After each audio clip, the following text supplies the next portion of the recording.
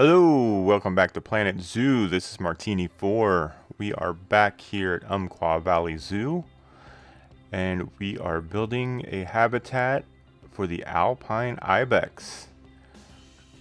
So, this one is continuing up the mountainside, directly behind the fallow deer and mute swan that we did last week in the last video. So I wanted to make this one at a higher elevation, so that you could still see these guys when you're viewing the fallow deer. So I don't put any fences right there where you see where I was working with the terrain. So the Ibex can actually walk right up to the edge on those rocks, and you can see them from the viewing platform for the fallow deer. But here, I was trying something that didn't look very good, as you can see. Since we are going into the European section of this zoo, I wanted to make a little... what I was trying to do is kind of copy the New Hanover rock signage in Red Dead Redemption 2, but it didn't really work. I do change that later on in the video, and it looks a lot better. I end up using like flowers and stuff, some plants instead of the rocks, and yeah, it turns out a lot better. So yeah, there you can see at the top of the screen our tunnel for the entrance part of the zoo, so you can kind of get an idea of where we're at. And for the staff to get to these guys, I'm trying to keep them off of the main guest paths. So once they go through the main entrance building down into the fallow deer backstage area, there's going to be another little walkway that winds up the backside of this little mountain here to get to the Ibex. So yeah, the keepers and stuff will have their own paths so they don't get caught in the traffic. And I'm gonna try to keep that up as much as I can. I know there's gonna be some exhibits that are gonna be like in the middle of the zoo where they will have to traverse the main guest path, but yeah, as much as I can, I'm gonna try to keep them off of it. See how well that goes. But here, I was trying to think of a way to keep it kind of hidden, so you don't see them. You know, so the guests and stuff won't see everyone walking around, kind of like the backstage stuff. So just putting up a little hallway here, and then I'll cover the outside. I'll fix the rocks and stuff, because that is our entrance part of the zoo right there. I did have to remove some rocks and stuff to get this in, but yeah, here we go. I just have to I use these rocks just to make a flat wall instead of putting the big ones back into place.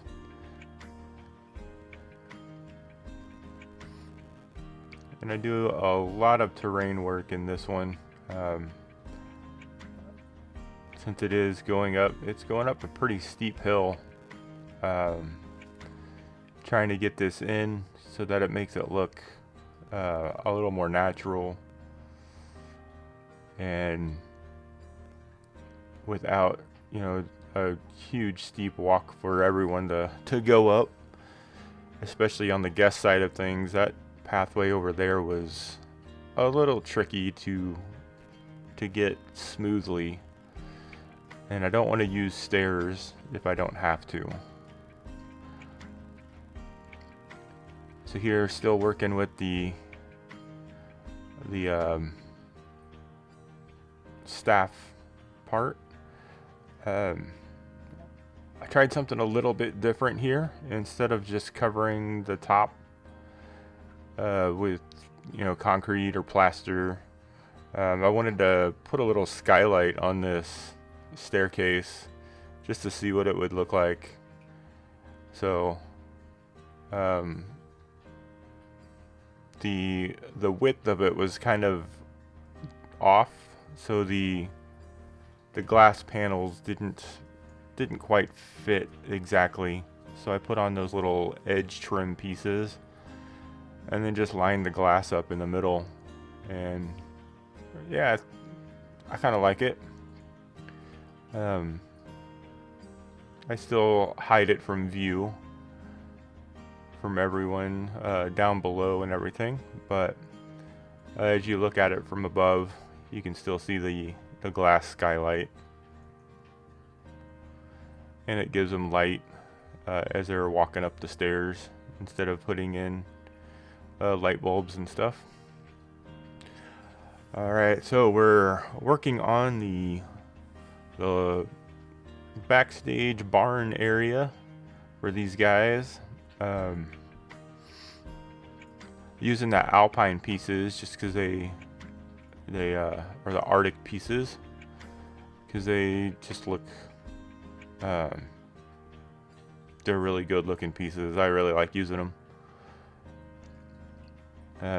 Normally I don't put the roofs on right away, but using these corners and stuff like that, you kind of have to know where everything's going. So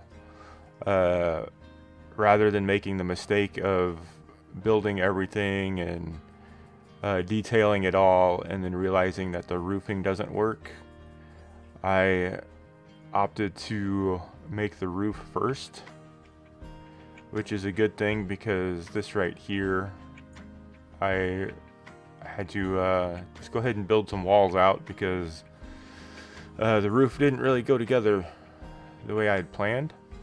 But yeah, it ended up making it look better in the long run.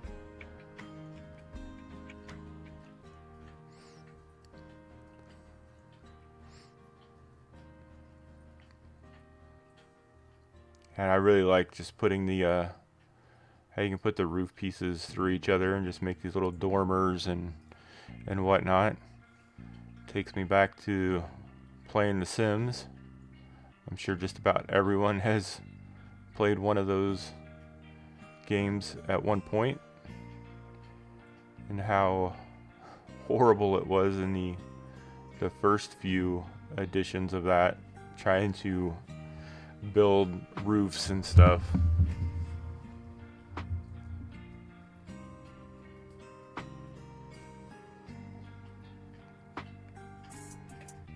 And then of course you see that path that I just put there.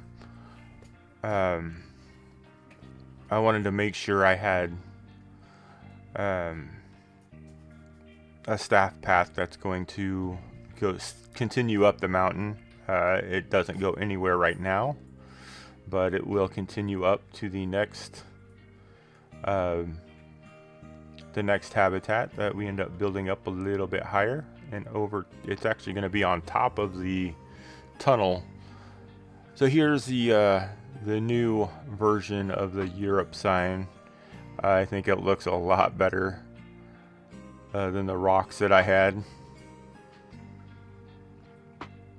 And this tree here, yeah, I didn't even realize that they had this kind of bent, one-sided tree, so I kind of made it look like it was kind of falling over the edge a little bit. And I've really gotten into using these dead trees and logs and stuff as hardscape decoration, just in the, not just the habitats, but you know, everywhere else. Yeah, I really like the way they look now. It's taken me a while to get into the habit of using them. And these bracken here, I believe that's what they are. Just sticking them in all the cracks. Kind of using them as epiphytes, just to bring a little bit of color in between the rocks.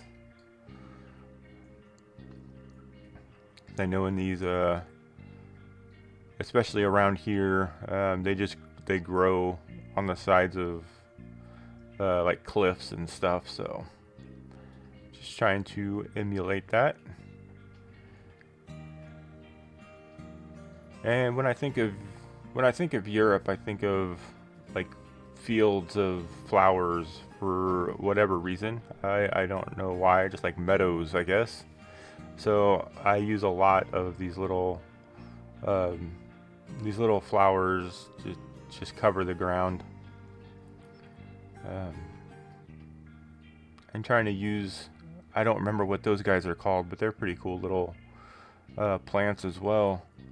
I'm just trying to use some different things that I'm not really used to using, like the Alpine currant.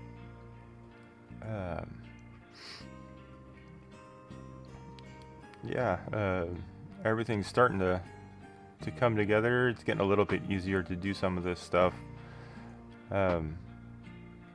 Putting those flowers in with the leaves kind of breaks it up a little bit, so it's not so saturated with that orange color. So that really helps out a lot. Using, you know, low grasses and stuff in there too helps to kind of break up that harsh orange color. And then trying something new here, just lining these up along the side there and pushing them back into the terrain, and then just using different pieces to kind of blend it together. I wanted more of a, you know, like a straight cliff face right there, so that's why I did that. It turned out fairly nice. So that part right there that you just saw, I'm falling behind, I know. I figured that the natural rocks were just part of the mountainside. So all of this was, they just used what was already here in the zoo, for the zoo. You know, the natural terrain, and then that little part with the faux rocks that I built was something they had to put in themselves. So that's why they used the faux rock pieces there. And now starting to work on the customer or the guest viewing area. I wanted to lower this down just a little bit so these animals weren't coming right up to the fence and trying to jump through or hurting anyone with the giant horns that they have. So I lower that down and then cover up those jagged edges there with more of these faux rocks. But I didn't want it coming all the way up. I didn't want to really use those as a barrier like I have in previous builds. So now building the guest viewing pavilion here. I kept it pretty simple.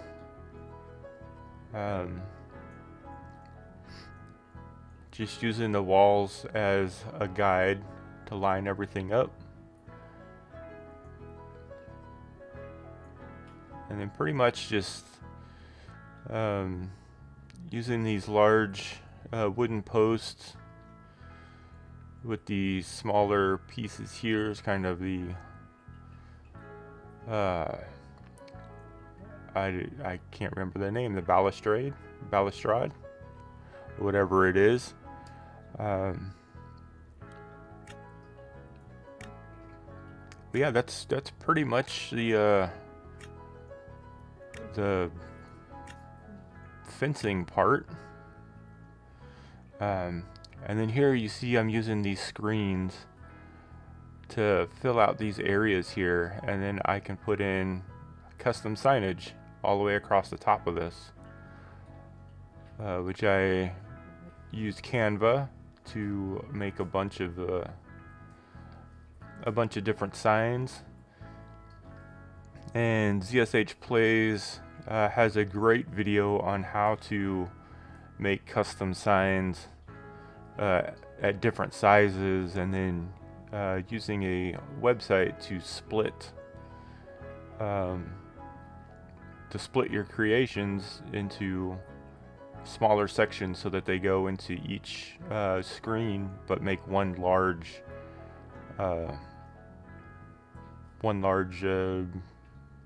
sign, I guess. I'll put a link to that video down in the description if you want to check it out. It's really informative. He goes through step by step on how to do everything, so I highly recommend watching that. So yeah, finally working on the habitat itself. I'm putting down these faux rocks for the detail. I have been getting a little bit better at placing them all down and then pushing them into the ground like that. Did have a little bit of trouble at one point. I had too many things in the one group, or I forget to group them together, and it's just a lot of stuff to remember. Once you do it more, it gets a little bit easier. You don't even have to think about it, but I have not reached that point yet.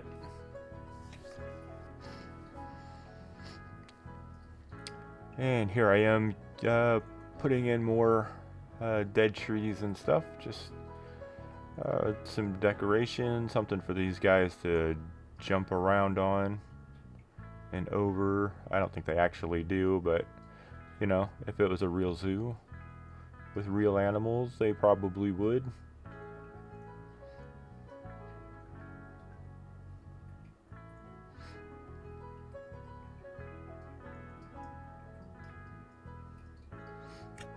I haven't quite gotten to the point or the level of some other creators where they just go crazy with stuff like that and just make it look absolutely amazing.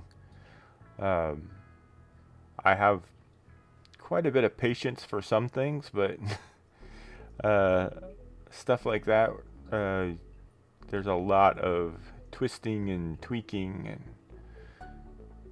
and using a bunch of those tiny little sticks and stuff like that. I haven't reached that point yet. So maybe one day. And again, you see I have the my foliage palette out there as recommended by Sparrow. Really helps move things along. And makes the builds look a lot more cohesive, so you're not just throwing, you know, 20 or 30 different types of plants all in. Just kind of keep it to a minimum and just go crazy with those. So lots of different little ground cover bushes. Gosh, I can't remember that. Are they the crowberries? Is that what they're called?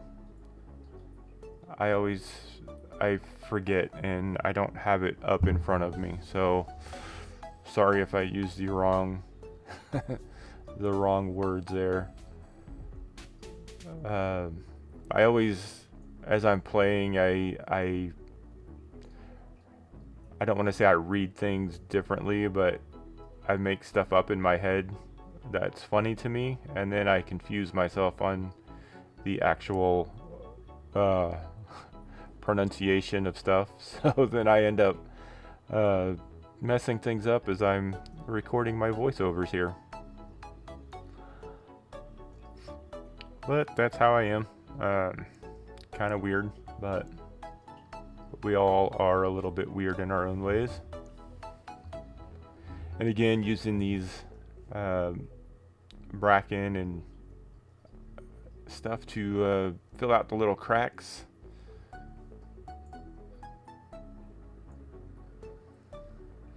I didn't want to go too overboard, but just kind of placing some in here and there. Same thing with these little rose bushes, I think they are. Just kind of here and there, not too many. And now working on this barn, putting some sliding barn doors in here. Normally I use the like the I-beams for the track, but the gutters are a lot closer to the size that you would see as a track. So I started using those. They're the gutters can be used for so many things. It's pretty crazy. I'm still using these wheels though. And then I've also been using these wall hooks from the conservation pack that you hang the tools on. I've been using these for a lot of different things as well. So keep that in mind when you're building. They can be used for a lot more than just wall hooks.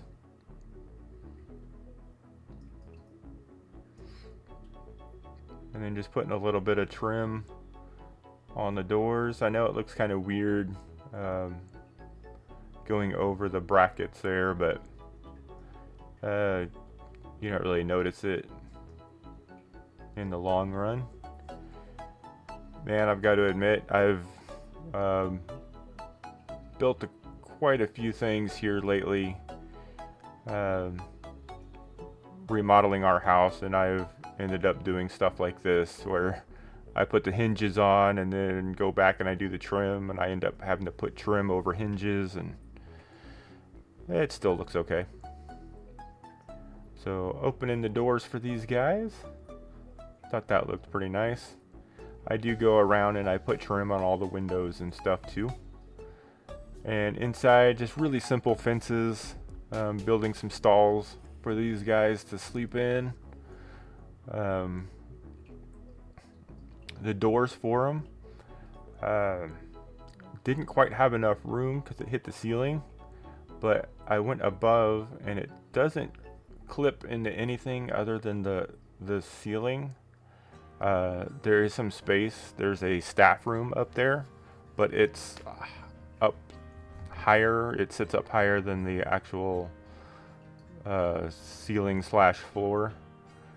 So it kind of worked out perfectly. It gives that little buffer that these gates can slide up into. So again, I use the gutters as just kind of as a gap for these to slide up into. So you can't really see up there. Of course, putting their water in here, keep it out of view. I had to put their feeder outside though. But yeah, that was the build. Going into the cinematics here, I'm going to kind of hang out with you for a little bit this time, because there's a couple things I wanted to talk about. You can see the entrance in the background. So here's the view from the fallow deer. You can kind of see on top of the hill the Ibex hanging out up there. They do come walking right up to the edge of that, so that was pretty cool. Yeah, I hope everyone enjoys what I'm putting out here. And I appreciate everyone that likes and subscribes and everything. So, still doing the sponsorship. So if you would like to sponsor this habitat, just drop a comment telling me that you would like to sponsor it, and your name will be made into a sign. Here's one of them where your name could go. And yeah, hit that like and subscribe button, leave me a comment, you know, all that good stuff. I am on Facebook, where I post links and screenshots and stuff like that to some of the different Planet Zoo community pages and stuff like that. So I think that's where most of my viewer base comes from. But yeah, here I wanted to show what things look like at night as well as during the day, because as you saw at the beginning part with the Europe sign, it's all lit up. So I kind of wanted to showcase that a little bit. But yeah, hopefully I will keep making these videos. I might be out of commission for a couple of days here, going in for a minor surgery. Nothing too invasive. But yeah, so the next video might be late, it might be early, who knows. But again, I appreciate all of you guys out there. Help me get my subscribers up if you can. Recommend me to your friends, that'd be awesome. So I will see you guys on the next one. Thanks, bye.